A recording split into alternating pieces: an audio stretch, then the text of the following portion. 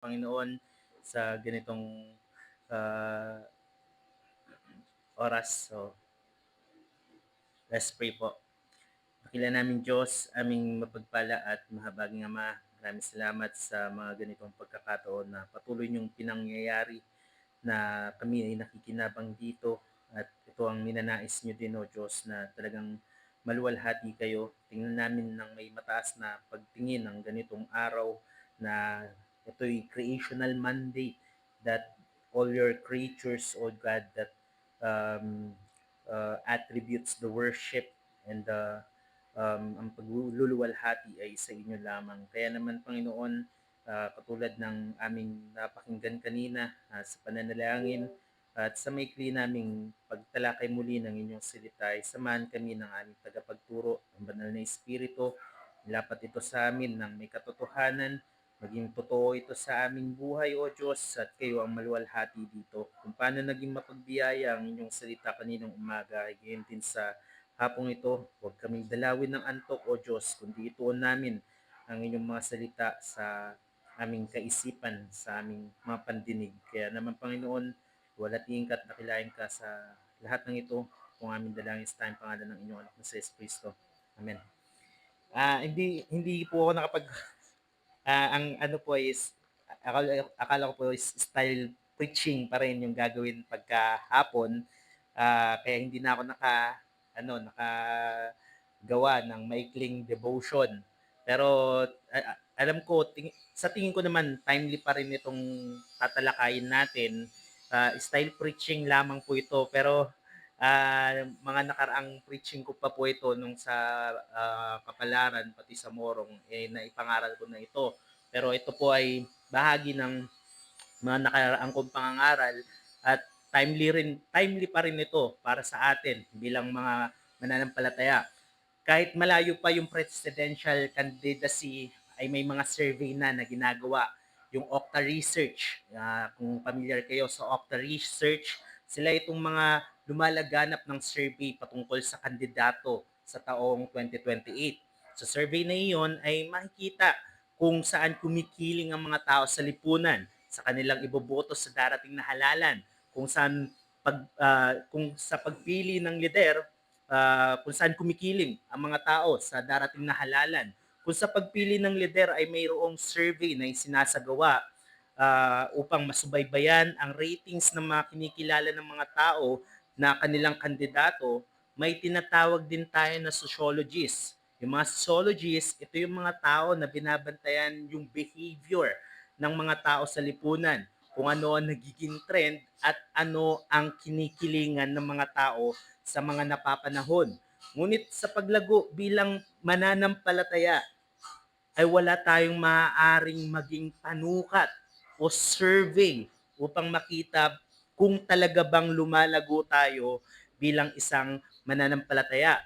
Ang patunay o maaaring gawin panukat sa isang mananampalataya sa kanyang lakarin bilang tagasunod ng Panginoong Kristo at sa katotohanan na kanyang tinanggap at sinasampalatayanan at kung ito'y nasa kanya. Ito yung maaaring gawing panukat natin kung ang isang tunay na mananampalataya ay lumalago ba siya dito sa mga katotohanan tungkol sa kanyang sinampalatayanan at ito ang Panginoong Kristo.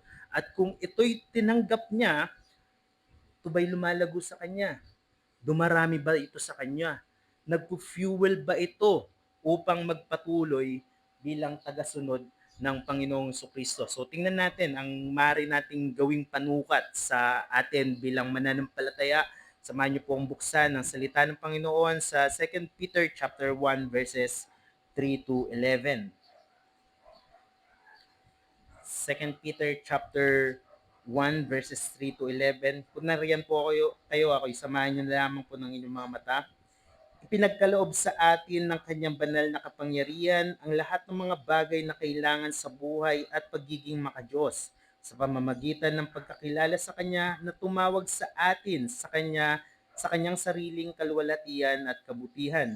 Gayon niya ipinagkaloob sa atin ang kanyang mahalaga at dakilang pangako upang sa pamamagitan ng mga ito ay makatakas kayo sa kabulukang nasa sanlibutan dahil sa masasamang pagnanasa at maging kabahagi kayo sa likas ng Diyos. At dahil dito, gawin ninyo ang lahat ng inyong makakaya na tustusan ang inyong pananampalataya ng kabutihan, ang kabutihan ng kaalaman, ang kaalaman ng pagpipigil, ang pagpipigil sa pagtitiis, ang pagtitiis ng pagiging makadiyos, at ang pagiging makadiyos ng pagmamahal sa kapatid, at ang pagmamahal sa kapatid ng pag-ibig. Sapagkat kung ang mga bagay na ito ay nasa inyo at dumarami, hindi kayo magiging mga walang saysay o mga walang bunga sa pagkakilala sa ating Panginoong Hesus, sapagkat sino man wala ng mga bagay na ito ay bulag at ang nasa malapit lamang ang nakikita at nakalimutan na siya ay nilinis mula sa kanyang dating mga kasalanan. Kaya mga kapatid, lalong pagsumikapan ninyo ang patatagin ang pagkatawag at pagkapili sa inyo, sapagkat kung gawin ninyo ang mga bagay na ito, hindi kayo matitisod kailanman, sapagkat sa ganitong paraan ay masaganang ibibigay sa inyo ang pagpasok sa walang hanggang kaharian ng ating Panginoon at tagapagligtas na sa Jesucristo. Tayo pumuli mong manalangin. Dakila namin Diyos, aming mapagpala at mahabaging Ama, napaka liit ng aming kaisipan at hindi po namin maunawaan ang hiwaga ng inyong salita. Kaya samahan nawa kami ng banal na Espiritu sa sandaling ito na magliwanag muli ang inyong salita sa amin. Turuan kami, O Diyos, at maging tanggapin namin ito na may kapakumbabaan sa aming puso. Walatiin kayo, Diyos, at takilayan kayo sa tayong pangalan ng inyong anak na si Kristo. Amen. So, walang duda na si Apostol Pedro ang may akda ng liham na ito para sa mga mananampalataya. Sa una niyang sulat ay ipinapakita niya na sa mga mananampalataya kung paano silang dapat mamuhay sa gitna ng kapighatian. Dahil ang mga mananampalatayang ito ay nangalat, dispersion, doon sa unang sulat niya ay nangalat sila doon sa Asia Minor. Kaya't si Apostol Pedro ay nagbibigay sa kanila ng pag-asa sa kanilang kasalukuyang kalagayan, sa kapaghatian na kanilang kinalalagyan. Their hope in the view of present suffering. Yun yung pinaka-sense ng unang sulat ni Apostol Pedro. Kaya't ang kanyang pagpapaalala sa mga mananampalataya dun sa unang sulat niya ay asa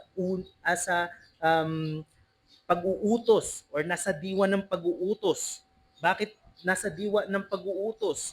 Upang kanilang maipakita na sila ay nabibilang sa Diyos. Sa 1 Peter chapter 2 verse 9, sinabi niya doon na ngunit kayo'y isang lahing pinili, isang maharlikang pagkapari, isang bansang banal, sambahayang pag-aari ng Diyos, upang inyong ipahayag ang mga kapangyarihang gawa niya na tumawag sa inyo mula sa kadiliman tungo sa kanyang kagilagilalas na liwanag.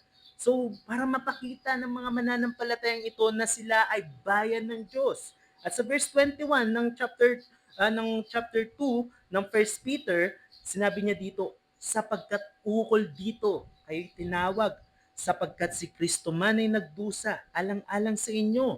Sa kanilang pagdurusa at kapagyatian sa mga mananampalatayang ito ay may sapat at may batayan na dapat nilang pagtiisan ito, dahil maging ang kanilang Panginoon ay nagdanas ng kapigatian at pagdurusa. At dito naman sa ikalawang sulat niya ay pinapaalalahanan ni Apostol Pedro ang mga mananampalataya. Bagaman nalalaman na niya mga huling araw na siya ng kanyang buhay. Binanggit niya yan sa sulat niya dito sa 2 Peter chapter 1 verse 13 to 7. Sinabi niya dito yung tolda. Sinabi niya na habang ako'y nasa toldang ito ay gisingin kayo ng isang paalala. Dahil may bigatin itong si Apostol Pedro sa mga mananampalatayang ito, na magpaalala sa mga mananampalatayang ito sa katotohanan ng Panginoong Jesucristo at ang tamang pagkakilala sa Diyos at sa Panginoong Jesucristo, upang panlaban sa mapandayang maling turo na laganap sa kanilang kasalukuyang panahon na ito. Dahil may mga bulaang guro at maling pagtuturo sa iglesia dito sa panahong ito. Dito ay tuwirang tinutukoy niya at ipinapakita Sinasabi ni Apostol Pedro, ang mga gurong ito ay sakim, mahalay, mga nangahamak sa kapangyarihan sa chapter 2 verse 10. Mga bulaang tagapagturo. Ang nais niya, ang mga mananampalatayang ito ay hindi maligaw sa katotohanan tungkol sa Panginoong Kristo. Ang biyayang kanilang tinanggap sa paraan ng pagkaalam ng mga may tiyak na turo ni Apostol Pedro. Masasabi kong itong si Apostol Pedro na is a Trinitarian experienced person. 'Di ba? Siya binanggit niya dito sa 2 Peter chapter 1 verse 17 sa bahagi pa rin ng ating tinatalakay. Sinabi niya sa 17, ito ang minamahal kong anak na siya kong kinalulugdan. Nung marinig niya yung uh, boses mula sa langit na nagsasabi, ito ang anak kong lubos kong kinalulugdan. At verse 16, nakasaksi ng mga kadakilaan ng Panginoong Kristo dahil nasaksihan niya yung transfiguration, di ba? Siya pa nga yung nagsabi na magtayo tayo ng 3 tolda, isa sa iyo, isa kay Elias at isa kay Moses. At sa verse 21, yung sinabi niya ditong espiritu na tinutukoy niya dahil doon sa event of Pentecost ng ng bumaba ang banal na espiritu. Hinihimok ang mga mananampalataya ng sinabi niya na kaya't mayroong kaming salita ng propesiya na lalong tiyak. Mabuti ang inyong ginagawa kung ito'y inyong pagtutuunan ng pansin.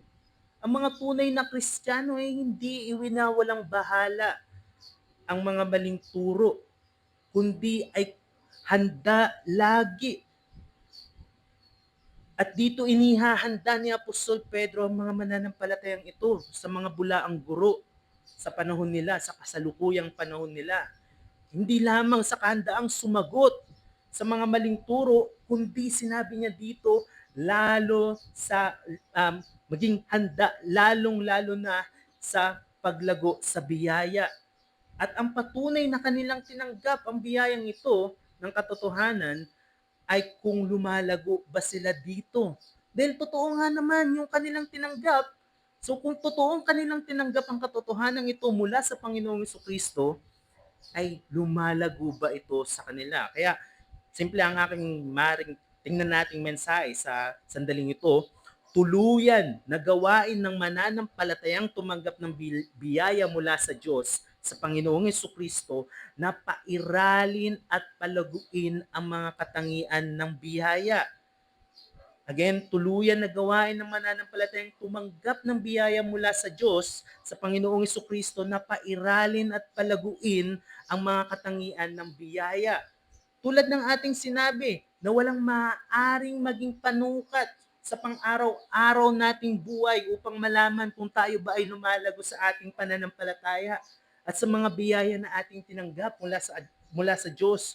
Ngunit maaari nating makita sa salita ng Diyos kung tayo ba ay lumalalim at lumalago sa ating pananampalataya at sa mga biyaya tungkol sa Panginoon. Tingnan natin ang dalawang maaaring gawin nating panukat. Una, lumalago na nakasalig sa katotohanan. Pangalawa, nagsusumikap ng karagdagan ng biyaya. So tingnan natin unang nating maging panukat para lumago tayo dito. Lumalago ba tayo na nakasalig sa katotohanan? Kung ating papansinin sa mga unang talata bago dito sa ating teksto, yung pagbati ni Apostol Pedro sa mga mananampalatayang ito ay mayaman daw ito sa katotohanan at yung pagbati niya dito ay doon sa pareho nilang tinanggap. At sa maikling pagbating ito ay mayaman sa katotohanan. Sa mga Hudyo, ang kanilang pagbati ay shalom. Yung pagbati nila, shalom. At kung sa Tagalog ay kapayapaan. At sa Griego ay charis. Sa English ay kakibat sa English nito ay grace, biyaya. Nagpapakita daw ito na walang pag-iiba ang Hudyo at Griego.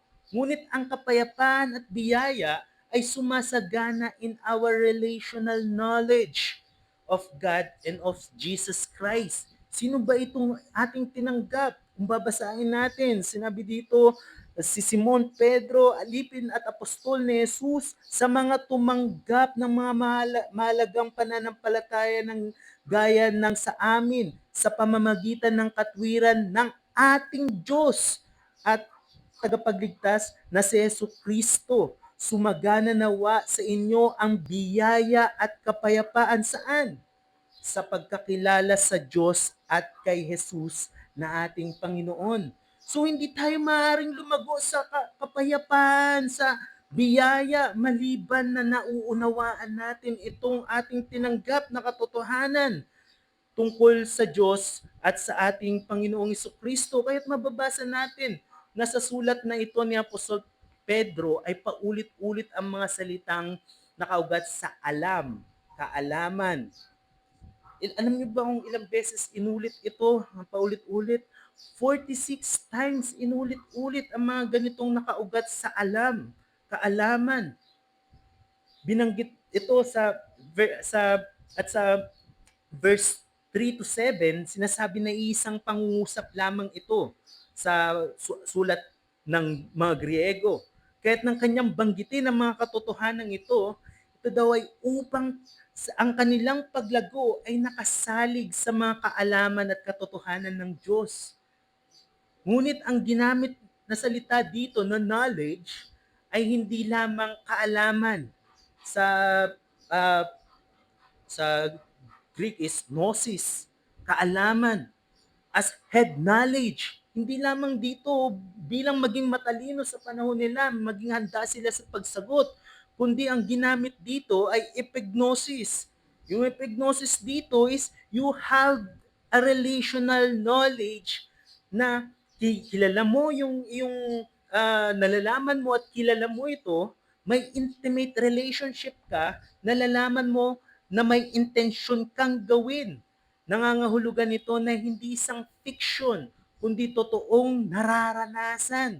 Kaya nung sinabi ni Apostol Pedro dun sa mga sulat niya na may lalo kaming tiyak na propesiya, bakit sinasabi niya itong mas lalo siyang may tiyak? Dahil naranasan niya. Naranasan niya narinig niya yung nagsalita mula doon sa langit. Nakita niya yung transfiguration. Nasaksihan niya yung pagbaba ng banal na Espiritu.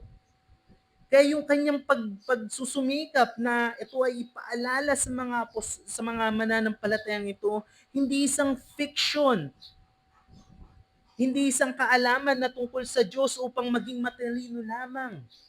Yun ang danger sa panahon natin ngayon.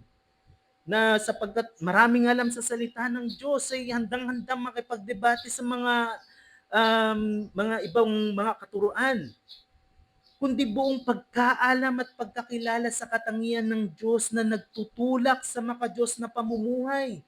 Yung mga katotohanan na iyon ay nagtutulak sa iyo sa kabanalan. Kaya una niyang binanggit dito sa ating binasa, ang lahat ng mga bagay na kailangan sa buhay at pagiging maka-Diyos sa banal na pamumuhay.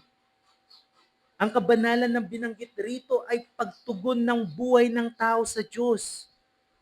Yung paglikha ng Diyos sa kanyang nilikha sa tao ay ayon sa kanyang wangis, na perpektong wangis ng Panginoon.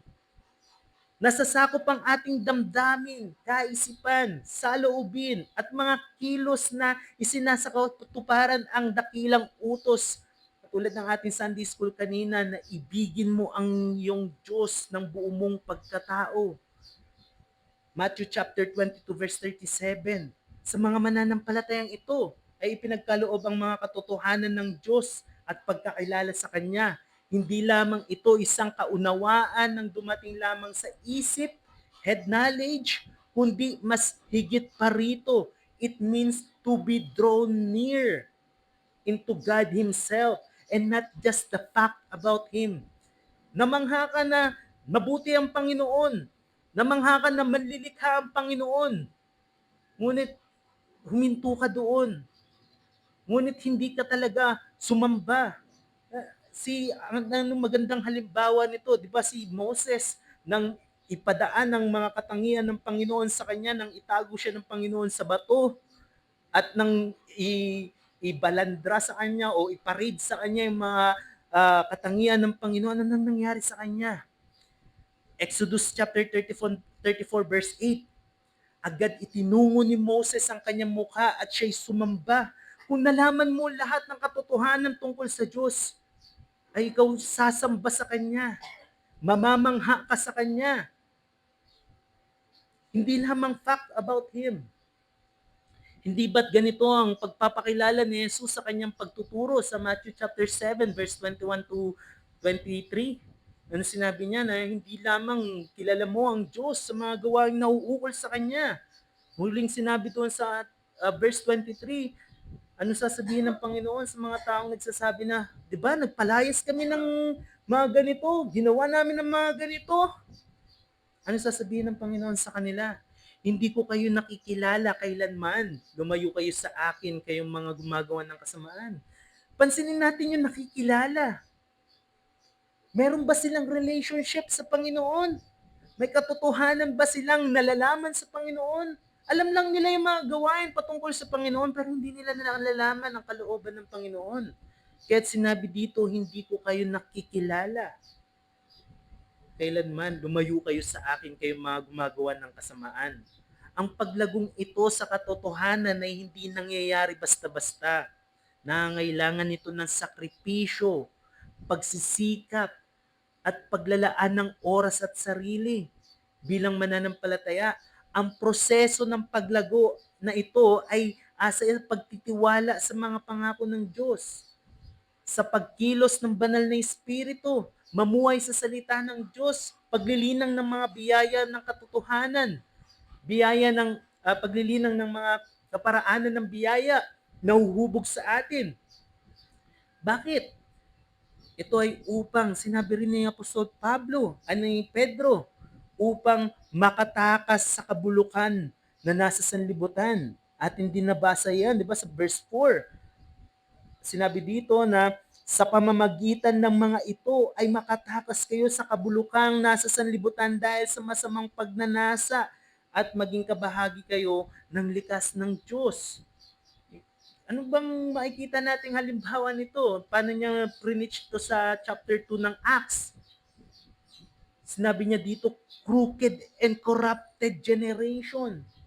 Dahil itong mga taong ito, dahil nalalaman nga nila na yung kaisipan nila tungkol sa Diyos ay hindi totoo yung dumating na Kristo na Mesaya. Dahil ang isip nila ay yung kaharian ng Diyos ay magtatanggol sa kanila sa pisikal na pamamaraan, talagang katulad ng mga battle or ano. Hindi ganun ang inaasahan nila sa Panginoong Kristo. Kaya dinespise nila ito. At sa paglago ng katotohanan ito ay nakasalig, nakaugat sa katotohanan ng ating sinampalatayanan. At ito ang ating Panginoong Kristo. At makikita natin na hinihimok niya na sinasabi sa verse 5, for this reason, make every effort to supplement your faith. Sinabi dito, at dahil dito gawin ninyo ang lahat ng inyong makakaya na tuspusan ng inyong pananampalataya. Inuna ang pananampalataya sa katotohanan ng ating sinasampalatayanan at kasama ang mga katangian ng biyaya. May kita natin rito na kung ang mga katangiang biyayang ito ay nasa kanila at dumarami, hindi sila mawawalan ng saysay sa pagkakilala sa Panginoong Kristo, the object of our faith. Hindi isang katang-isip lamang na kanilang ipinapaalam ang mga katotohanan ito sa mga mananampalatayang ito sa verse 16. Ang mga apostol na ito ay saksi sa katotohanan doon sa nangyari sa krus. Saksi sa mga katotohanan kung anong ginawa ng Panginoong Kristo at lumalagong mananampalataya. Ang lumalagong mananampalataya ay aktibong gumagamit ng mga katotohanan sa salita ng Diyos. Saan natin ito makikita? Sa mga pagkakataon, ng mga natatanging panahon na inilalagay tayo sa mga komplikadong kalagayan. Anong salita ng Diyos ang maaaring maging Batayan mo upang mapagtagumpayan mo ang mga bahaging kinalalagyan mo. Nawa maging panukat natin na tayo ay lumalago sa mga katotohanan ng Diyos ay kung ang mga katotohanan ito ay nasa atin. Ngunit ang tanong, ito ba ay nagtutulak sa atin na sundin natin talaga ang Diyos? Baka yung mga katotohanan iyan, sapat lamang iyan. Diyan ka na napapalagay. Ngunit hindi mo naman sinusunod. Ang bahagi nga dito ay bawal tumawid dito. May namatay na dito. Pero marami pa rin nagja-jaywalking. So, malinaw na nagpapakita, ito is dapat iyong sundin, pero sa iyong kalagayan, totoo na may namatay na dito, pero sinusunod mo ba iyon? Dahil nakikilala natin siya bilang Diyos at nalalaman natin ang kanyang pagka-Diyos. Sa 1 chapter 14 verse 23, sinabi niya na kung sino man ay umiibig sa akin, tutuparin niya ang aking mga salita. Siya ay iibigin ng aking Ama. Kami ay pupunta sa kanya at mananahan sa kanya, nakasama niya. At sa verse 18 chapter 18 verse 37 ng 1, nang siya ay adakpin na at hiharap kay Poncio Pilato. Sa huling bahagi ng verse 37, sinabi niya kay Poncio Pilato, ang bawat isang panig ng katotohanan ay nakikinig ng aking salita, ng aking tinig. Anong mga bagay na madali sa atin ipagwalang bahala? Mga salita ng Diyos na magaan sa atin na suwayin.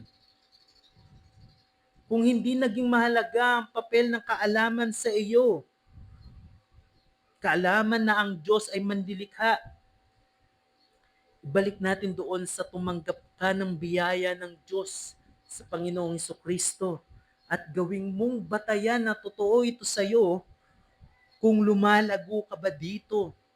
Nagiging matapat ka ba dito? Baka may itunuturo sa atin ang salita ng Diyos, ganito na talaga ako, hindi na ako mababago. Tingnan mo kung paano naging mahabagin, kung paano naging mapagpasensya ang Diyos sa mga kanyang tinuturuan. Hindi ganyan ang katotohanan na maaari natin malaman sa Panginoong Hesukristo. Ang punto ko lamang dito, ilagay mong batayan ng iyong paglago sa biyaya ng Diyos ang tinanggap mong katotohanan ng pagkakilala sa Panginoong Hesukristo. Yung person of Christ. Nalalaman mo ba't nauunawaan mo ang katangian ng Panginoong Hesukristo? Hindi ba't may mga sa isang korte, pagka may nasasakdal, nilalatagan siya ng mga ebidensya upang maidiin siya doon sa krimen na kanyang kinasasangkutan. Ngunit sa Kristiyano, ang patunay na siya ay tagasunod ng Panginoong Hesukristo ay nakikitaan siya ng mga bagay, mga katangian na nauukol sa kanyang Panginoon. Ikalawa, maaari nating gawing panukat, nagsisikap ng karagdagan ng biyaya. Lumalago ay nagdaragdag. Kaya't paulit-ulit na binabanggit dito ni Apostol Pedro, upang lumago ay sinasabi niyang tustusan. Basahin natin kung inyo pong uh, para makita natin. At dahil dito, gawin ninyo ang inyong makakaya na tustusan ang inyong pananampalataya ng kabutihan, ang kabutihan ng kaalaman. So, yung mga salita na hanggang verse 7 ay paulit-ulit yung salitang tustusan. Sa iba ay dagdagan. Hindi ibig sabihin ito na sunod-sunod ang biyaya.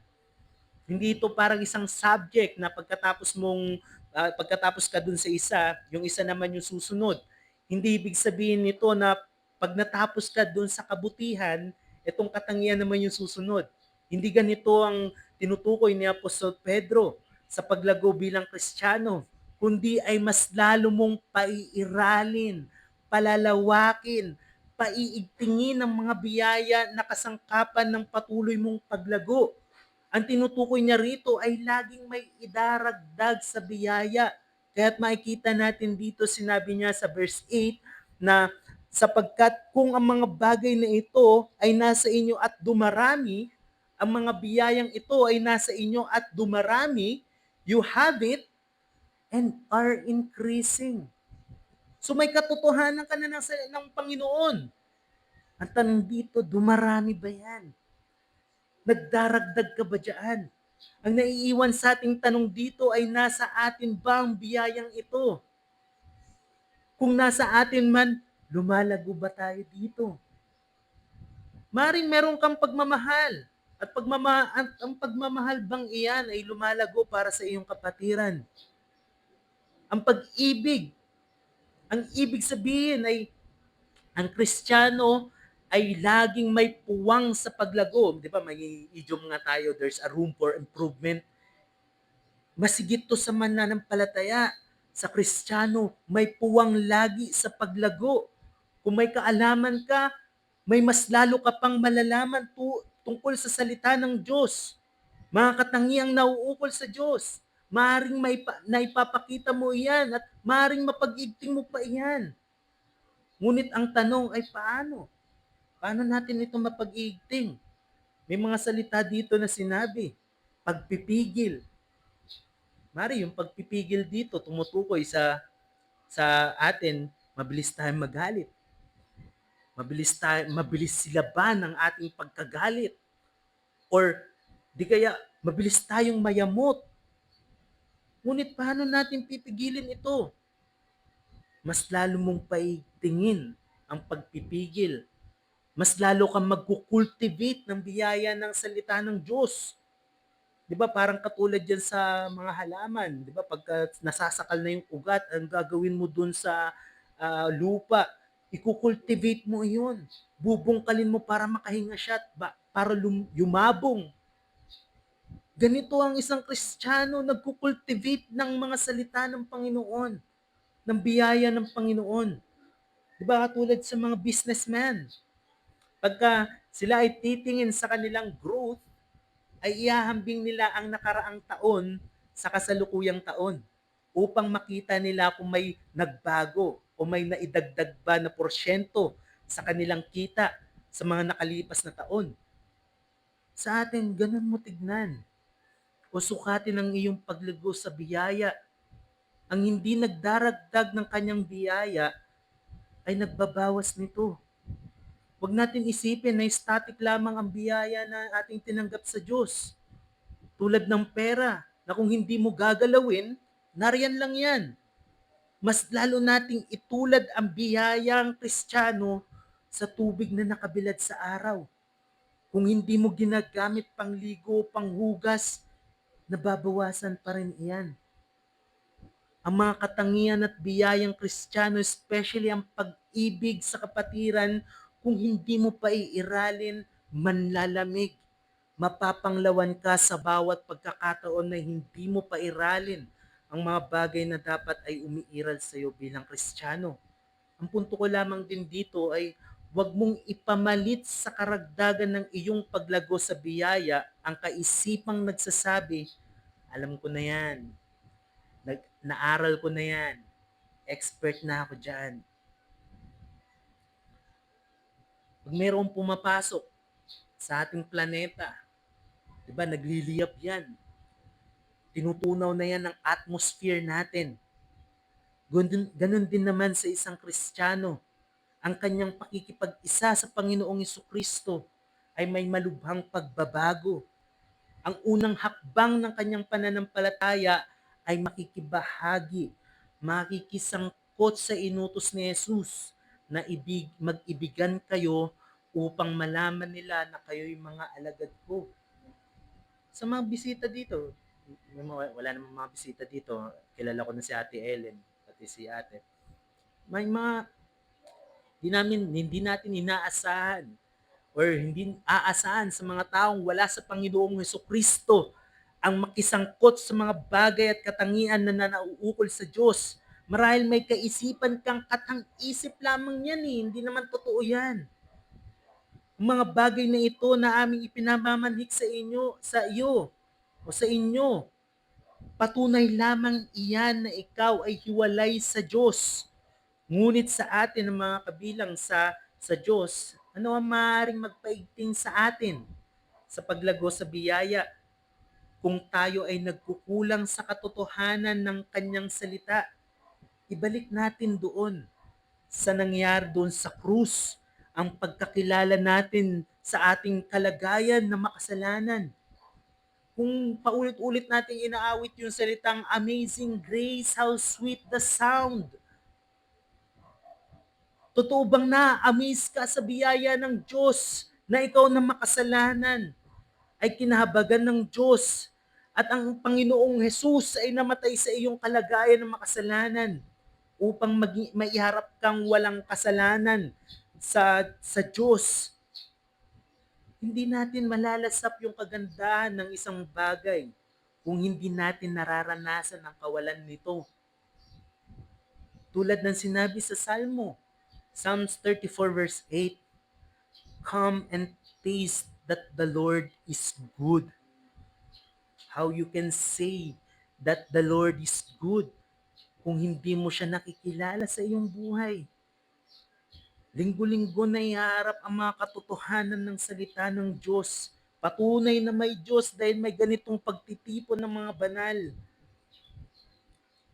Ngayon masasabi natin, come, taste and see that the Lord is good.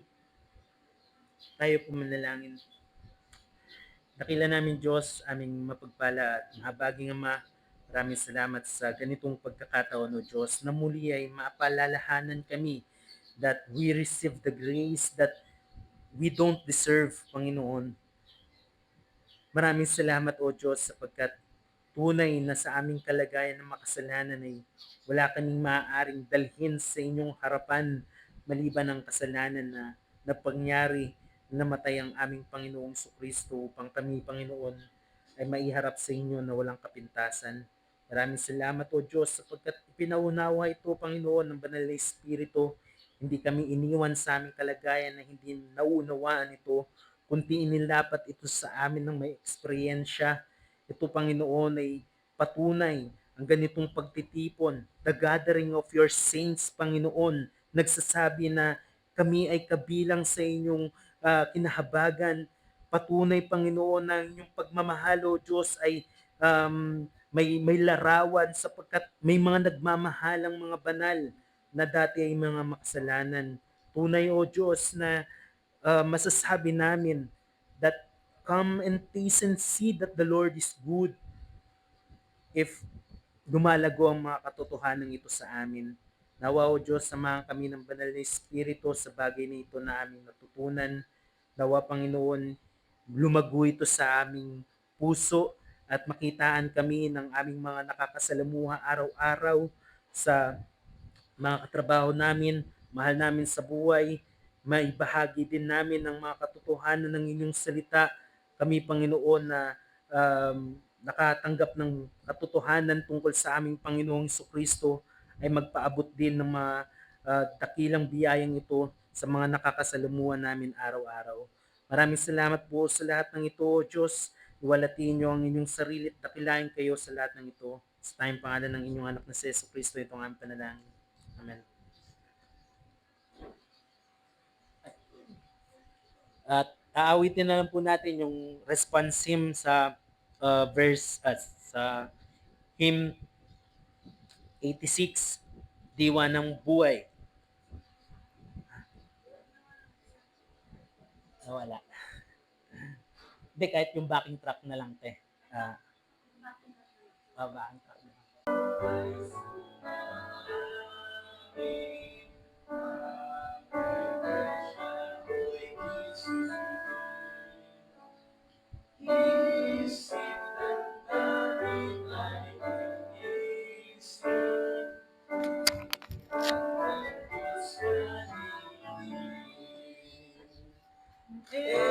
Espiritu kami hinugin, ng kawalay kilalanin.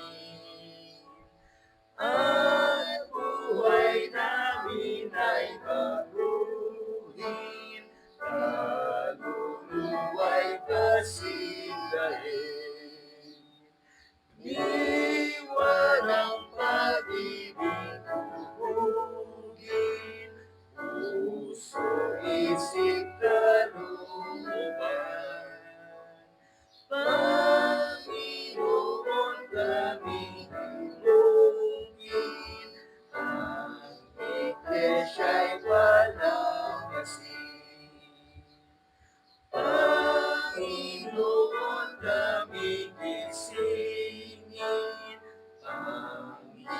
mahina ay pauwiin. Yung salita'y panaganapin, naliligaw ang abutin.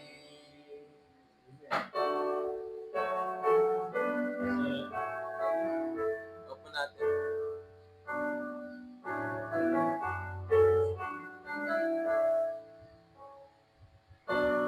Dito sa mga ginawit natin, halos naroon sa mga pinalaki na history, diwa ng pag-ibig, pupuhin, puso, isip, kalooban, Panginoon kami binukin, ang iglesia ay palakasin. Nawa sa atin bilang tagasunod ng ating Panginoong Kristo, ang pangunahin na maging diwa natin ay pairalin ng pag-ibig, ang mga totohanan na himuki ng iglesia na palakasin, ang mahihina ng palakasin. Na muli tayo ng dalangin.